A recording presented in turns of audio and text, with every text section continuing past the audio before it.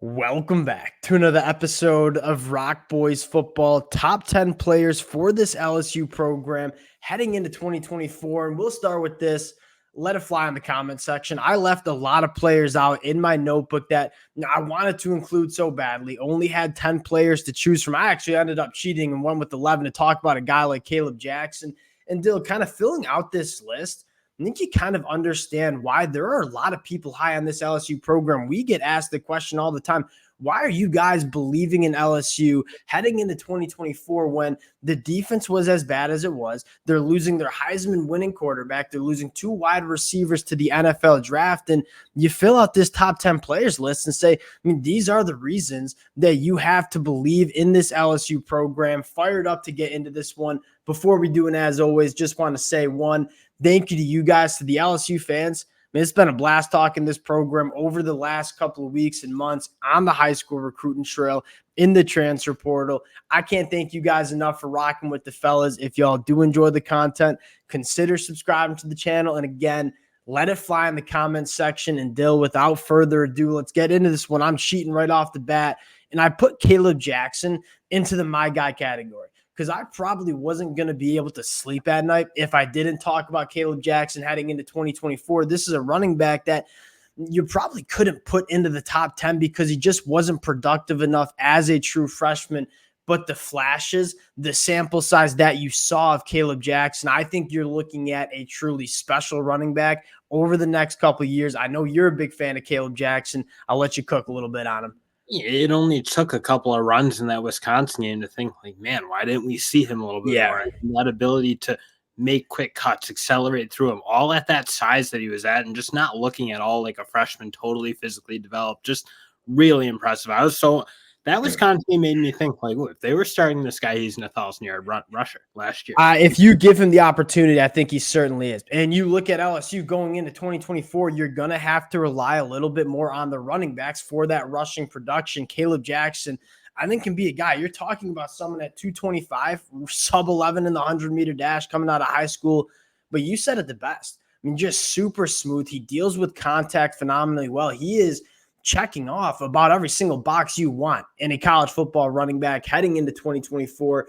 Big year for our guy, Caleb Jackson. Now, going into number 10, let's talk about Garrett Dellinger, who, Dill, you talk about a guy that took just a massive step in the right direction in 2024. It's Garrett Dellinger. And again, talk about why the boys are so high on this LSU team heading into 2024. They return 4 offensive linemen that very well could be playing on Sundays in the next couple months had they wanted to. 2 were too young. 2 guys decided to stay. Garrett Dellinger checking in at number 10. How are we feeling about that?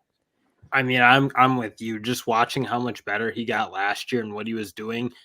I mean, you put 4 guys in the top 10 in this LSU program off that offensive line for sure. So you kind of got to pick. But I mean, just the way he improved, I think it was a big part of what they were doing. I thought he played more physical in the run game, was able to move guys, open up holes. And that to me is what LSU, they took that step. I mean, they really could gash teams up the middle. I thought he looked really good in the spring again. So I'm really impressed with him. I'm really impressed with everyone on this offensive line, and we'll obviously have a lot more. And my question here is, I mean, what does it look like if he takes another step? Like, this was a guy that we loved coming out of high school, maybe took some growing pains over the first couple of years. If he takes another step, you're looking at one of the better interior offensive linemen in the SEC. Going to number 9, let's go Zy Alexander, a guy that got hurt towards the end of the year. But when you saw Zy Alexander healthy, that looked like a true cornerback 1 for LSU. And I think you noted it before we went live. Zy Alexander was not done any favors by the former defensive coaching staff. Like, they did not ask him to do a lot. He led the team with 7 pass breakups in only 8 games, 2 interceptions, tackles extremely well. And again, what you're so excited about is this was a guy that jumped from the FCS level to the SEC level. What happens going into year 2? At the SEC level, if you see him take that step under Blake Baker and that defensive coaching staff, I think you're looking at one of the better cornerbacks in the SEC, or at least has all the physical traits to be one of the best cornerbacks in the SEC in 2024. And that's the thing. Like, why didn't they let him go to work a little bit? They just were always feel like they were in that soft zone, letting things happen underneath and trying to tackle. And again, completion percentages are way too high.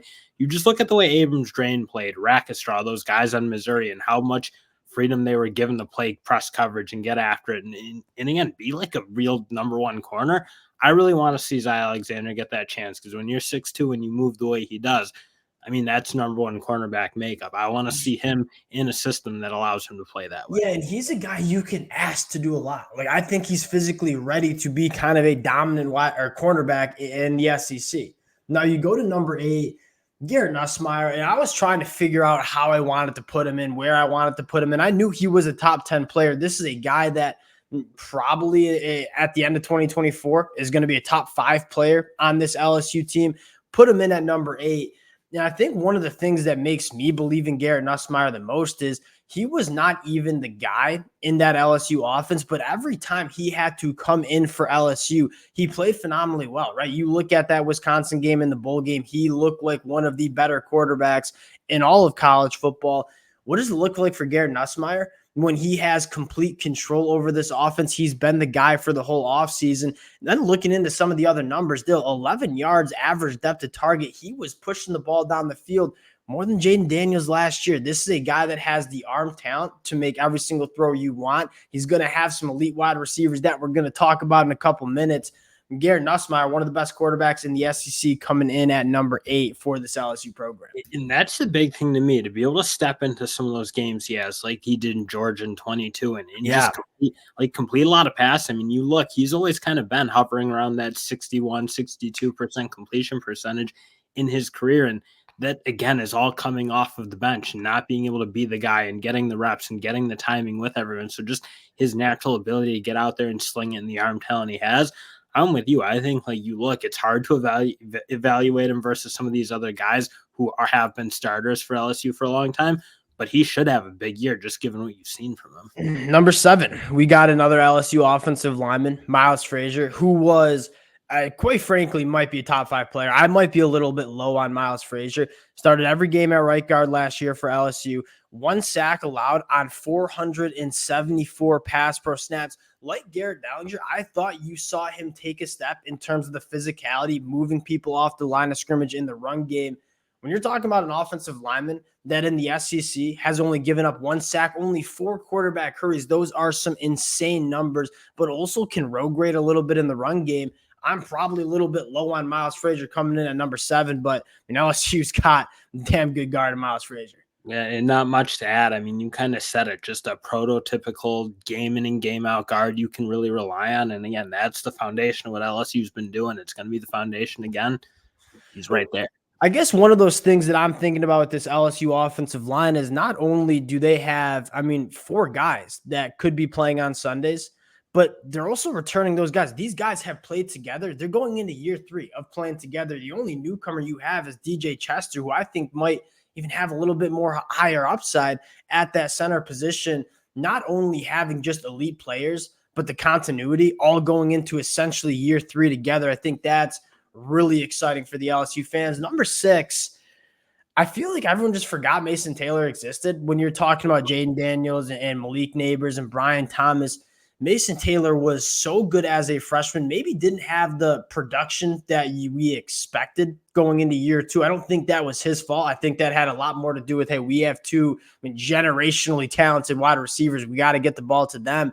Solid year, 36 catches, 338 yards, 1 touchdown. The number that I really liked, 77% completion percentage when targeted. That is something that I always look for in tight ends. Like, you look at the tight ends that provide a ton of value to their programs, they're the safety blankets. They're the guys that when you throw their way, they're coming down with the catches, they're moving the chains. That was Mason Taylor, even though he didn't put up the flashy numbers in the box score.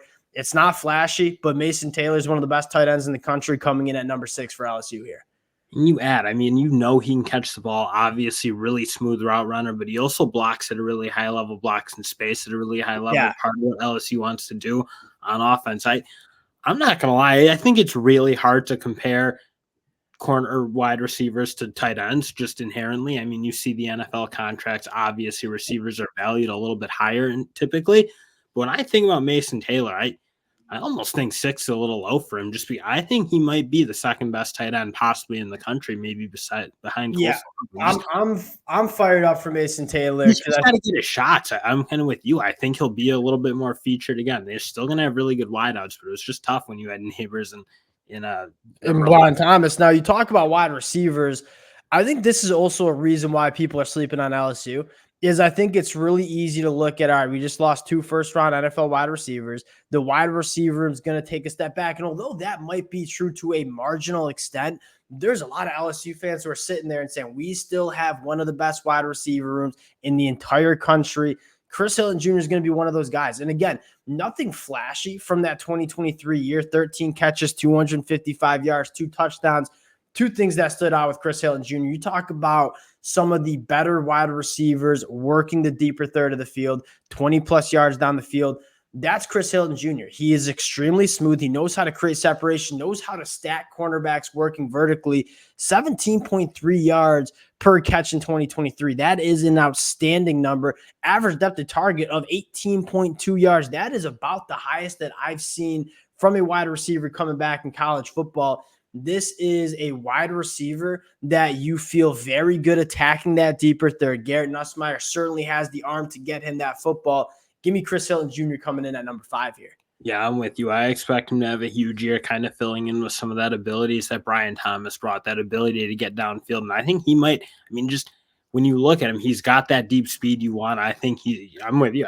Of course he's going to have a big year. Didn't have a ton of opportunities last year, but he's got who do you put over Chris Hilton Jr., Kyron Lacy? I just went back and forth, decided to stack him at 5 and 4. Who are you taking in terms of projecting leading receivers for LSU? I think Kyron Lacy's going to lead it because I think he's going to play a little bit more the way Malik Neighbors played, just because I think he's such a good route runner. He gets open effectively. I thought he caught the ball better. It didn't seem like there were those drops that you would kind of bugging him at times during the early parts of last season. But just the way he runs routes and gets in and out, I just think he's going to have much of that Malik Neighbors feel. So Kyron Lacy coming in at number 4. I'm with you. If I'm projecting the leading receiver, I'm going Kyron Lacy. And I was going to be really hesitant to throw the Malik Neighbors comp, but you kind of have to, because you're right. How did Malik Neighbors win? He is a heady wide receiver. He knows how to create separation. That is Kyron Lacy. He's so smooth, knows how to sit it down in zone coverage. You're looking at, I'm not going to go as far to say comping him to Malik Neighbors, but a very similar wide receiver to Malik Neighbors. And Dill, I left CJ Daniels coming from Liberty off this list. That is another guy that if you told me at the end of November he's leading this wide receiver room in receptions and yards, I wouldn't be too surprised. Another big body that can work vertically down the field. Kyron Lacy, Chris Hilton Jr., Mason Taylor, throwing in a guy like Aaron Anderson. This wide receiver room is absolutely loaded for the LSU Tigers. Going to number 3, and I went with Emory Jones Jr., another guy that took a massive step from year 1 to year 2. And if you see another step like that going into year 3, and that's normally when you see guys on the line of scrimmage put it together, you're looking at, in my opinion, a first-round caliber offensive tackle. You take a look at some of the numbers, only gave up 2 sacks on 440 pass pro snaps, over 1,600 career snaps, second-team All-SEC in 2023. Emory Jones, one of the best tackles in the country, coming in at number 3 for LSU. Yep, been doing it since he was a freshman, really physical, good athlete. Obviously, I think he does work better at that right tackle. I think he does add more of that road grading, perhaps than Will Campbell. Will Campbell may be the better athlete, better in pass, but those two as the combo, it's as good as it gets in college football. It's probably as good as we've seen in a really long time. I was thinking the same thing. When is the last time we've seen – you're looking at Oregon potentially having 2 first-round tackles with Josh Conley Jr. and Johnny Cornelius, but I'm struggling to remember the time I was more confident with a tackle duo than Emory Jones Jr. and Will Campbell going into a college football season. Now, number 2, I would love to hear from the LSU fans. I went with Harold Perkins, and so I think you guys know who number 1 is, Will Campbell. Let's talk about Harold Perkins first. Kind of a weird season for him. It's still a phenomenal season. 75 tackles, 13 TFLs, 5.5 sacks, led the team in sacks, second in quarterback hurries, was the best football player for LSU on the defensive side of the football. But we've talked about this all offseason. There is so much meat left on the bone. We just don't think that Harold Perkins was really getting utilized the right way. I think they just looked at Harold Perkins and said, hey, we don't really know how we want to use him. We're going to get him on the field. I'm most excited for Blake Baker coming in and just having a good sense of how we are going to use the skill set of Harold Perkins. You're talking about a player that led the team in sacks, was second in quarterback hurries. He only rushed the passer 160 times in 2023. That number needs to be over 200 in the 2024 season. When you talk about elite defensive coordinators, I think it starts with knowing how to use your personnel. And if there's one thing I'm excited about for Harold Perkins, I think Blake Baker is going to use him the right way in 2024. Yeah, and I think the way Tyron Hopper is able to play at Missouri in terms of like finding ways to get him involved, where again, he's kind of that hybrid pass rusher, not necessarily the way Harold Perkins is, not a guy who comes off the edge, but really good coming on blitz, is explosive. I thought he performed exceptionally well at Missouri. And again, I thought Blake Baker did a better job than maybe you'd seen before Tyron Hopper used. And that to me is what Harold Perkins needs. I thought there's a little bit of stubbornness wanting to keep him off the ball in the first handful of games. And I don't know, like I heard Brian Kelly's pressers like, oh, this is what he's playing. This is what we're doing. But you could obviously see when he was on the line of scrimmage a little more, he was so impactful. I think Blake Baker's going to figure out how to use him. And to me, I think he's the best player on LSU because I haven't seen a player play at the level Harold Perkins has played when he's been at his best. Yeah, and again, only going into year 3. And the crazy part is he was very solid in coverage. At least that's what the numbers say. I think that certainly shows up on the film, but I think it just you can't impact a game as much when you're in coverage. That's exactly what it comes down to. Like when you have one of the best pure pass rushers in college football, you just have to use him in that way. We talk about it all the time. What we look for in elite defenses, stopping the run, getting after the passer. Those are by far the 2 most important metrics. You talk about having a secondary that you might have some question marks about. You can make that secondary's job a little bit easier by having an elite pass rush. Harold Perkins is going to give you that if you use him the right way. Number 1 on the list, I should say, and I went with Will Campbell. I think he is one of, if not the best tackles in the country heading into 2024. You could pick straws between Harold Perkins, Will Campbell. I certainly understand that. 0 sacks at left tackle with 491 pass pro snaps faced, only 12 quarterback hurries. Yes, he was done some favors by Jaden Daniels and how he can navigate the pocket, avoid taking sacks. Will Campbell is one of the best tackles in college football. You make no mistake, coming in at number 1 for LSU. Yeah, and it's surreal to think back to that first game against Florida State as a true freshman where that offensive line just was in total shambles. And then the way they finished up that 22 year, came in, dominated in 23. I expect him to have a dominant season again in 24. And I certainly am kind of thinking he's going to be in that top 10 pick. So that'll do it for the top 10 list. I left off some guys that I don't feel good about. I think Whit Weeks at linebacker was certainly a guy that I wanted to include. We mentioned Braden Swinson. This LSU team, I don't think people understand is extremely talented, both on offense and defense. Like there are players, Deshaun Womack going into year 2. There are players on this LSU defense that we feel really good about. I think it just has to come with this LSU defense coming together. We don't have many question marks about what this offense is going to do. It's hard to knock guys off the offense too. When you think of the top 10 players, when you have an offense that's as good as LSU's is, it's just hard to say. Like when you have 4 defensive players, you have 4 offensive linemen that you could not leave off your top 10. So it didn't leave us much wiggle. And you have a couple pass catches. You got 3 pass catches that certainly are in the top 10 too. It was hard to incorporate some of the defensive players, but there are some names that the boys are high on. That'll do it for the fellas. Appreciate you guys rocking with the boys. Would love to hear your top 10 in the comment section, and we'll talk to y'all later. Peace.